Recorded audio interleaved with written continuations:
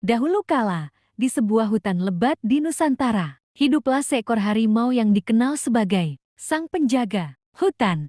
Harimau ini tidak seperti harimau lainnya. Ia memiliki bulu oranye keemasan yang bersinar di bawah matahari dan tatapan mata yang bijaksana. Semua hewan di hutan menghormatinya karena ia selalu menjaga keharmonisan di tempat itu. Di suatu malam yang penuh bintang, sang penjaga hutan mendengar tangisan kecil di tepi sungai. Dengan hati-hati, ia melangkah mendekati sumber suara. Di sana, ia menemukan seorang bayi yang dibalut kain lusuh, tergeletak sendirian. Harimau itu mengendus-endus bayi tersebut dan merasa ada kehangatan luar biasa yang terpancar darinya. Sang penjaga hutan memutuskan untuk membawa bayi itu ke dalam guanya. Jauh di dalam hutan, ia memberinya nama Rimba, yang berarti anak hutan. Sejak malam itu, harimau menjadi ibu angkat bagi Rimba. Masa kecil Rimba. Rimba tumbuh besar dengan kasih sayang dari sang penjaga hutan.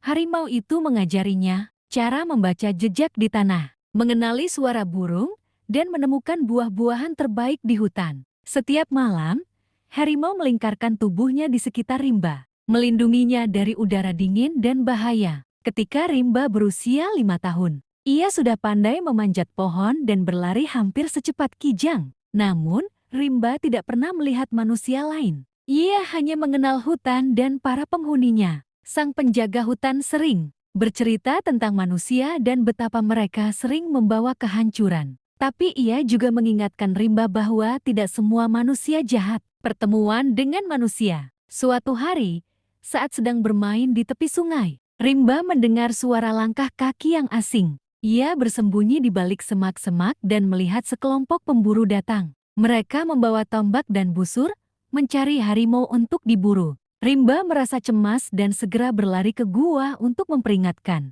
sang penjaga hutan.